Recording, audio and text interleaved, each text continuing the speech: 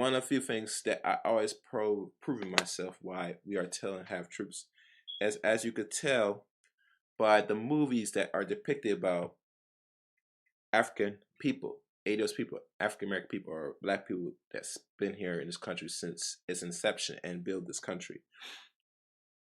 Movies like the Harriet Tubman movie. As you could tell, the depictions of her life, Mama Harriet Tubman, are not only true,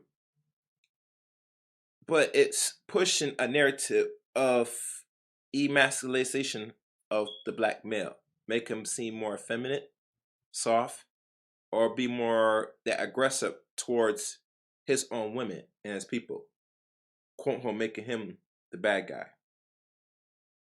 Women and his people. So, me saying this, that this what happens when you don't tell your own history from your own perspective. There was actually a memo or an interview done by Harriet Tubman, which I believe there's a book on it from her mouth of her own struggle in this pace or race for freedom, not only for herself, but for her brothers and sisters here in America.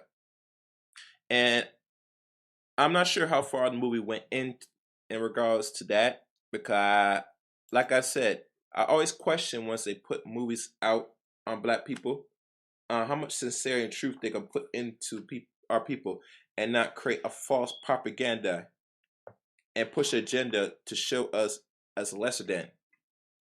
I question that.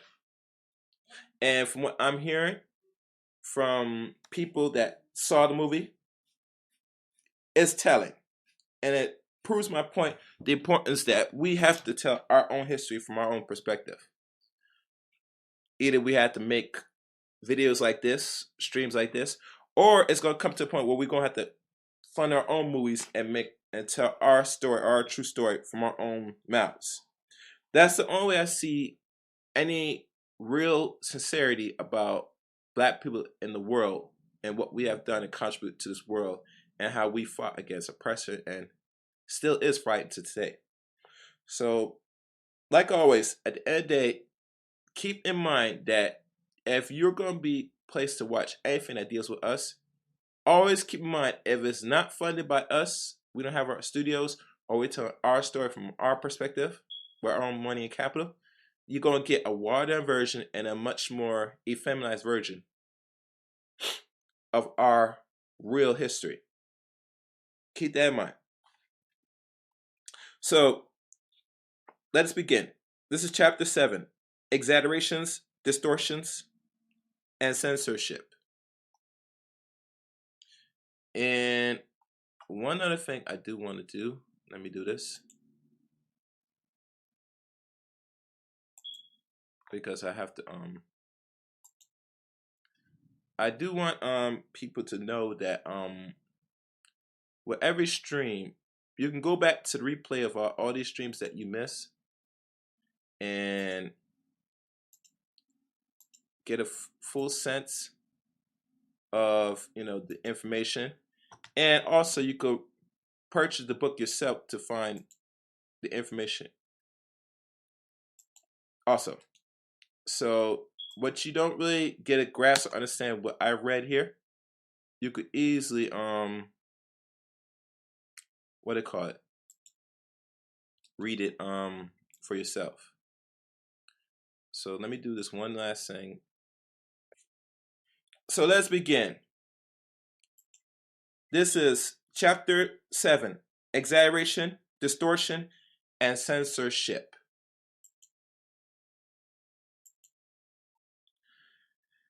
The unearthly of the history of Negro slave rebellions is particularly subject to difficulties arising from exaggeration, distortion, and censorship. Evidence show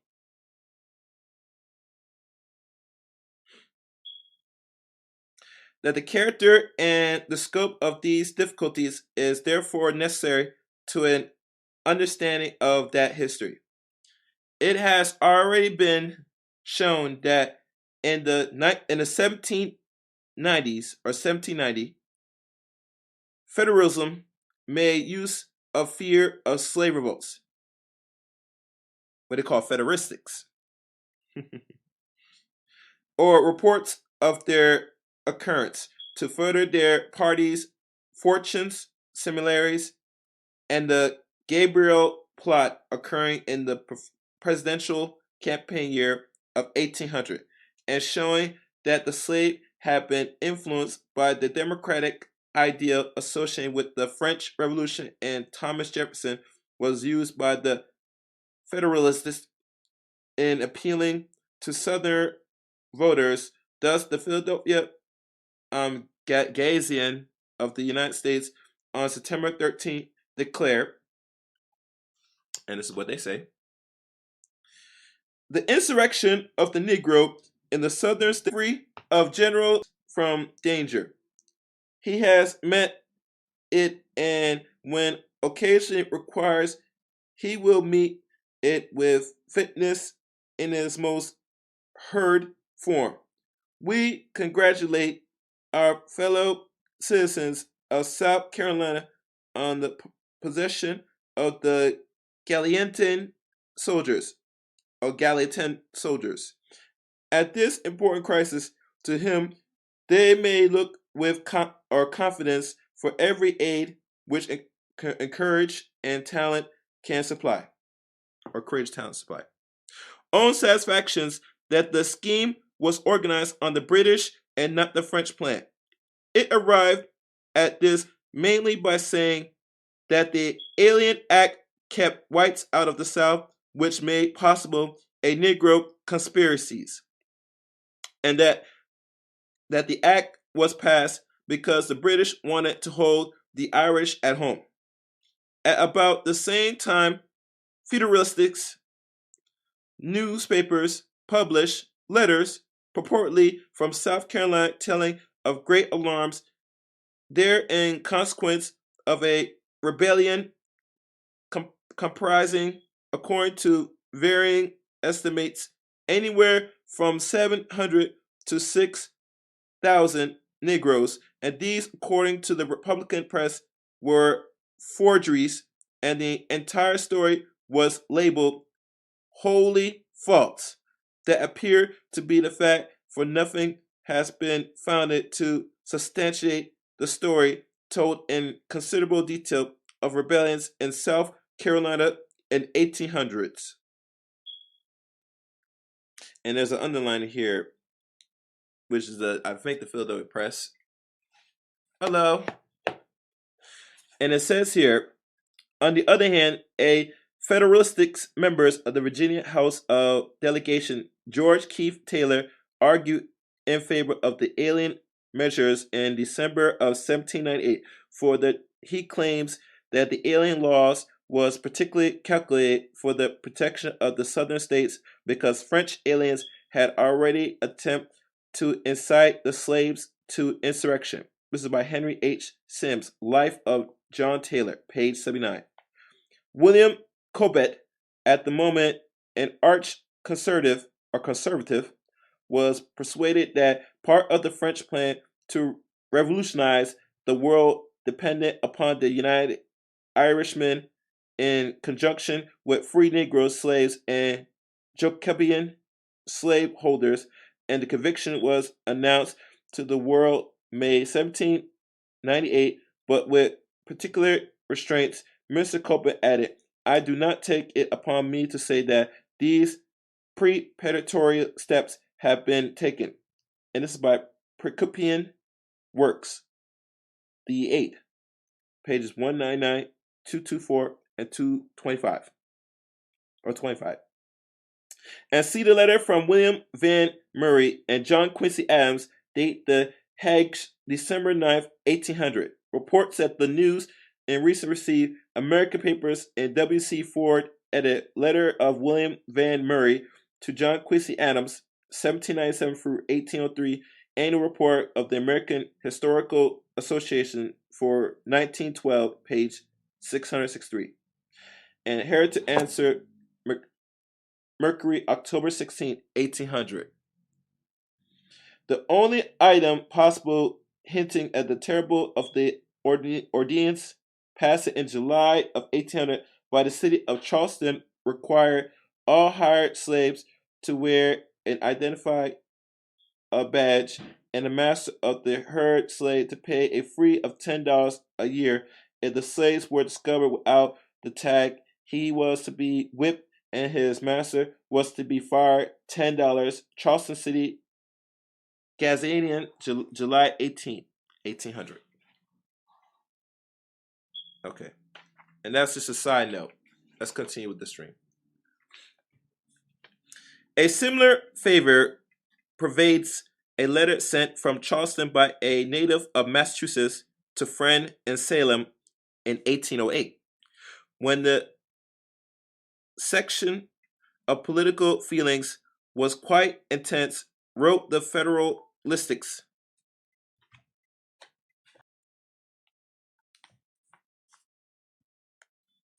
The Federalists, yeah. I am quite tired of this Jacobical place. They talk a great deal about hanging and driving poor devils fit only for slave drivers. The people of Massachusetts into Nova Scotia or Scotia, they talk big of patriotism and the right of man, etc. In this region of slavery, there has not been a mite this week without alarm of fires and murders, and the panic has become so great they were last night obligated to order 3 detachments of infantry and part of the horse from several companies to guard the city. And should the embargo continue another year, I believe that the poor will stir up such commotions that they will find the whole militant instead of detachment necessary for those purposes. I can only say, God of his infinite mercy grant that my dear native Massachusetts man may always be a unlike as possible this country, as Jacobinism and slavery. This letter arose discussing protest and agitation, but the significant remarks about servile unrest were not deemed or denied. Yet, in the absence of other confirmatory evidence, it is dangerous to accept the statement from the prejudice corresponds at its face value. Again, in 1800, a Federalist newspaper and the Philadelphia Gazette reports a slave rebellion in the neighborhood of Richmond, Virginia, giving the name of the victims and several families, and stating that the uprising had been suppressed by militants. A Boston paper of the same leaning, the Columbian, I think, Cartelian, refers to this report, but admitted that papers and letters from Richmond were entirely silent on the event. The Republican General Advisor Honorable of Philadelphia, however, denied it to the story and said the members of the families concerning were amazed to learn prematurely of their death. For what purpose such a rumor was circulating that we cannot conceive at least any honest or useful purpose. In this case, however, there does exist proof, which will appear later, of the existence of a slave conspiracy in Virginia at the time, though the accounts of an actual outbreak seem to have had no bias in fact.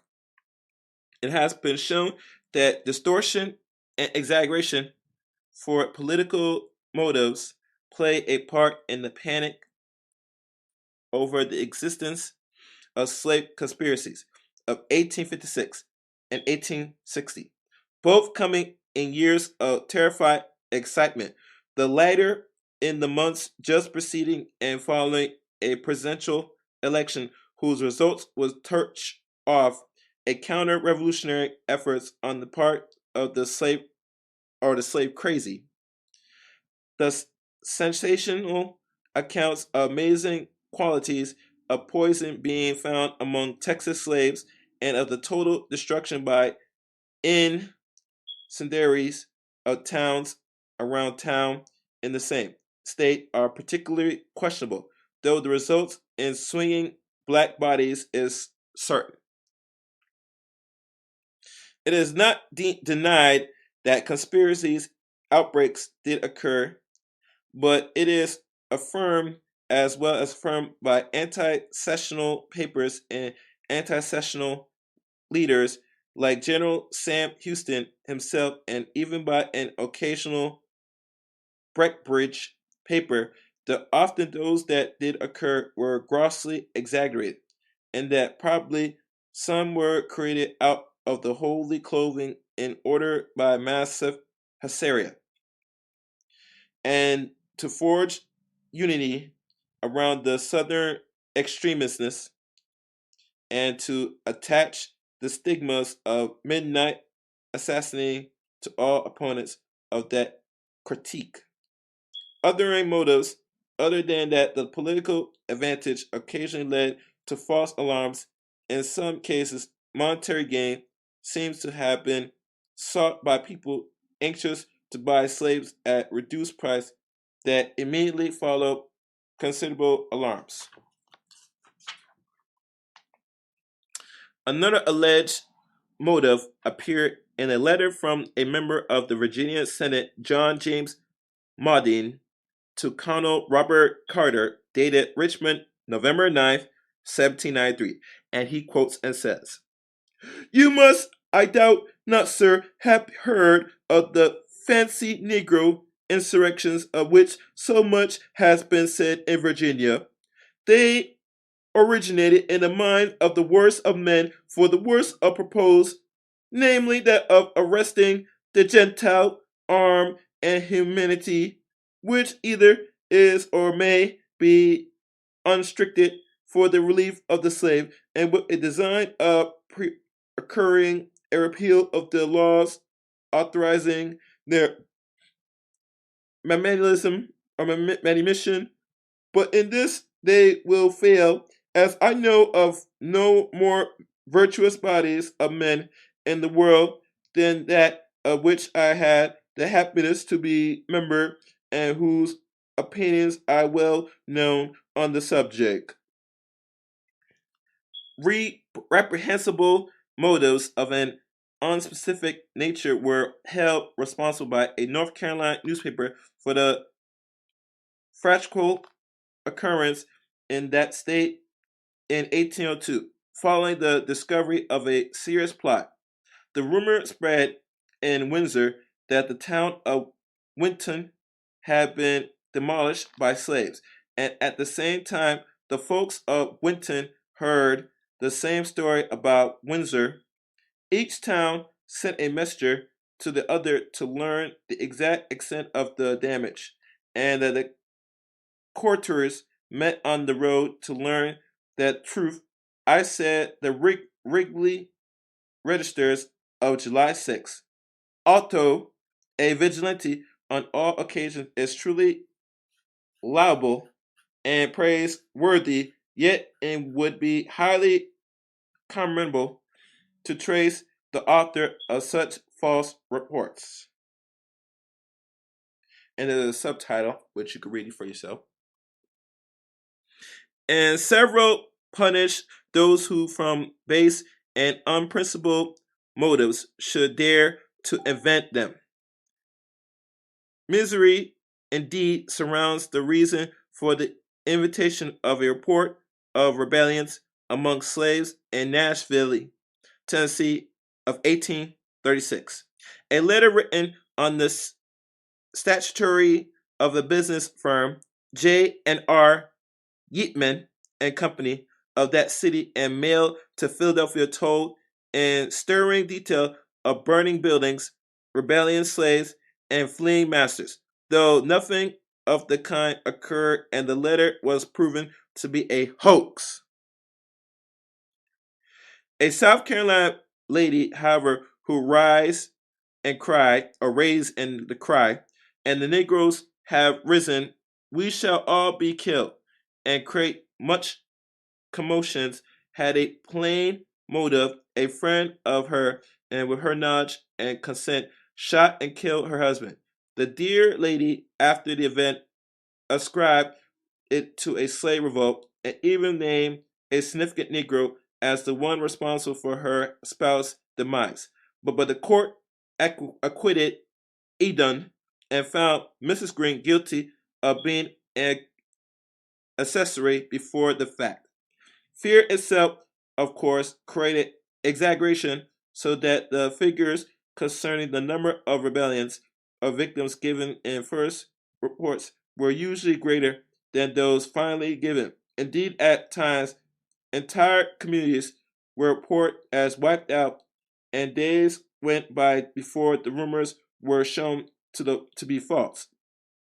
This was the case, for example, in the story of destruction of Wilmington, North Carolina, following the Nat Turner outbreak, which really says Turner outbreak. With the exception note above, however, it was a price of the ruler of the South to censor news of slave unrest. Specific omissions and evidence of this are numerous and will appear in the course of the narrative. Some instance may be present here in order to show the problem facing the investigators. And the editor of the influential Richmond Inquiry from examples had promised at first to carry a full account of the slave uphealing shaking the West Indies, coinciding with the French revolutionaries, or coinciding with the French revolutionists, and to print the proclamation and statements of the Negro leaders. And that's quoted here. A brief experience reveals, however, that such a promise was not in harmony with the feeling and sentiment of Virginia, which had already decided upon a policy of studied silence upon the subjects of Negroes and Negro slaves, or Negro slavery. According to his promise, were never kept and may be expressed, and the wishes that no one would demand the reason. Again and again. A Charleston paper in reports that argument of State Senator Bradwell against reopening the slave trade in 1803 stated that these include the assertions that it would lower the price of cotton and of slaves. Moreover, the Han members induced in support of his opinion various other arguments. And there's a subtitle here which you can read for yourself. Still more cogent and impressive, which from reason very obvious we decline making public. As Philip stated, it may be submersed that the surprise remarks dealt with the danger of slave revolts. James Monroe, governor of Virginia, during the Gabriel conspiracy in the summer of 1800, told the Speaker of the General Assembly in detail his precautionary measures that during the first 24 hours he had endeavored to give the affairs as little importance as the measure necessary for defense would permit, and that he had hoped it would even pass unnoticed by the community. The extent of the plot, and particularly the fact that rebel leaders were not immediately captured, made the desired secrecy impossible. The governor of Mississippi Territory, William C. Claiborne, while informing the leading planter of this monumentous event in Virginia and urged the adoption of specific precautionary measures, did not fail to advise them against discussions of occurrence. He strongly averted to, and this is his quote, The impolicies of unnecessarily alarming them, the slaves, by information upon a subject which mold and wise treatments may happily long kept from their views and wishes. Violent assaults upon the overseer of Mr. Lebon and Mr. Monroe, slaves, and the severely wounded ones, or both, I believe, may be judicially urged as the motive for the extraordinary correspondence or circumventions in the presented moments, and no complete enforce of the law against the slave retaining any kind of weapon. A North Carolinian who had been informed of this plot by a private source wrote to his brother 3 weeks after the day of his discovery, "Thou nothing of this has transpired in the papers. It comes in a way that cannot be doubted.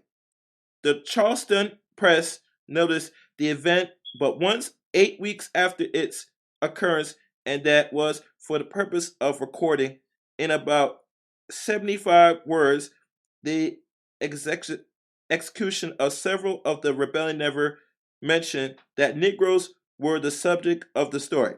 A Norfolk, Virginia newspaper finally broke its silence concerning a slave conspiracy within its own borders after, as it stated, its ramification had been disclosed and the leaders punished. And while it accounts of unrest in North Carolina at about the same time was more full, since the scheme of the action was more distant, even here one note sentence like the particular we are constraining to observe must be withheld for the presence for motives of precaution. It may not, however, be inappropriate to remark that too much vigilance cannot be used in our own neighborhoods. Censorship even reached government bodies, as, for example, when the Virginia Council of December 20th, 1808, advised the governor John Tyler against informing the legislature, even in closed sessions, of a current slave conspiracy, since he had already ordered the adoption of precautionary measures. A secret session of the legislature convened for the purpose of imparting such alarming news would probably increase the spirit of insurrection among the slaves, and council advice was followed. And in 1830, however, the North Carolina legislature was secretly convened in order to devise means of subduing the dangerous disaffection of the Negro population.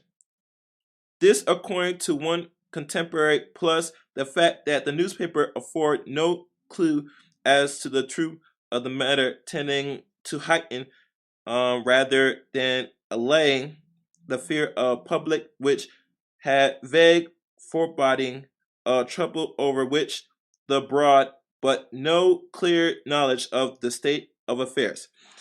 In this case, greater publicity was advised by the time honored by technique of secrecy was followed.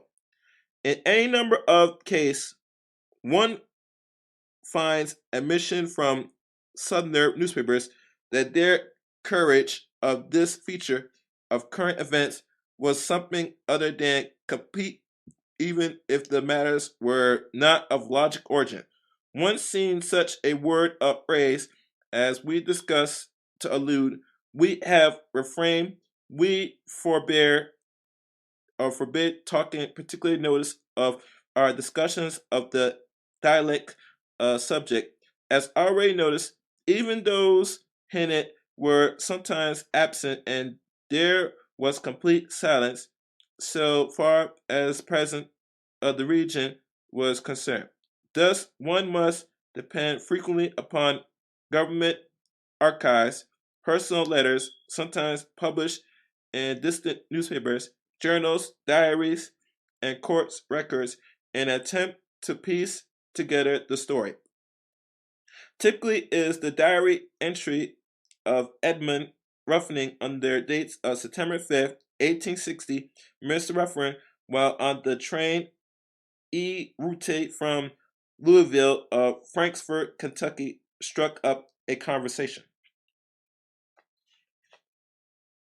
Paper in the Montgomery, Alabama Mail talks turns as it inevitable did to the slave, and very little said either of statements or comments of the abolitionists and incendiaries doing in the South. Here follows a short clipping from the Pittsburgh, Virginia Express on current plots. Mr. Hooper tells me that like discoveries have been made in different parts of Alabama, and that the inflammatory inhabitants have in sundry case execute summaries, vengeance, or justice if not mistaken, on the detect culprits, white and black. And during the Civil War, as one would expect it, as of the authorities has written, the Confederate government tends to suppress and minimize reports of misconduct and insubordination among the slave population. Any inking of what concretely that means may be gained from the letter of a lady in Charleston, South Carolina, date November 23, 1861. This declares that the greatest fear of the inhabitants was of slave rebellions.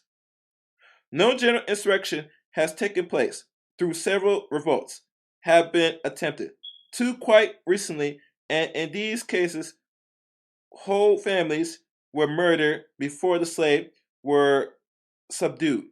Then came retaliation of the most fearful characters. This news is suppressed as far as possible and kept entirely from papers for the Negroes. And here what is published, if they do not read it and suggest examples, might produce disastrous consequences. Faced with these difficulties and uncertainties, the present writers have attempted to exercise caution in handling reports of conspiracies and rebellion. An attempt but also been made of make the coverage of the subject of intense and extensive as possible, for it was observed early in the course of the investigation that permits material appearing in the most unexpected and widely scattered sources. Yet it is highly probable that all plots and quite possibly even all actual outbreaks that did occur and that are somewhere on record have not been uncovered. And the subject of is of such a matter that it appears almost certain that some, perhaps many, occur and were never recorded. The narration that follows is not then offered as definite in the sense of being complete and subject to no elaboration. An additional but an attempt has been made to make it as full and as accurate as the subject appears to permit. And that concludes chapter 7. And my take into all this, where it talks about exaggeration and censorship. The purpose of the censorship during them times that they do tell you and what they don't tell you is that fear. Because once people, Europeans in America during that time and now, fear of the insurrection coming from the Negro population, which was pretty, was actually growing. I don't know if it was bigger or small during the time in America back in the 1800s till now. But the fear was there, and to let the news know that there were outbreaks that occurred around their towns and stuff would not only bring that sense of fear, but also it will inform those same Negroes that were able to read will know said that there was certain things that was stirring in their environment, especially the towns they were in while certain rebellions or wherever insurrections occur. So to really wrap up, to people to understand that censorship is part of any government or American society to have. Even now, you look at governments will suppress even information now of what is the real plot going on here now, and they do this not just to protect the American citizens, but they do that in entirely just to keep information suppressed. So if people think that it's censorship good or bad, that depends, and it depends on the environment you're in. And we all know that if you're not really a student of your environment, that you don't know what really is going on. And the clear history of American Negro Slave Revolts during that time, the government did take very much into effect of censorship to a lot of information that was going on between the master and the slave. Because just by the fear notion that these slaves were revolting is already problematic already, before leading up to the Civil War, and even after the Civil War. And a lot of slaves that couldn't read and some that read took full advantage of that to possibly network with those slaves that either survive or know what really was going on. At the end of the day, censorship during that time was important, was needed for both sides. And as you know, it still plays even in the world we live in today. So I'd like to thank everybody for listening to today's stream. Always, go back to recording if you missed this. Please comment, subscribe, and like the video. And like always, thank you for listening. And be on the lookout for the next chapter. Until next time, take care.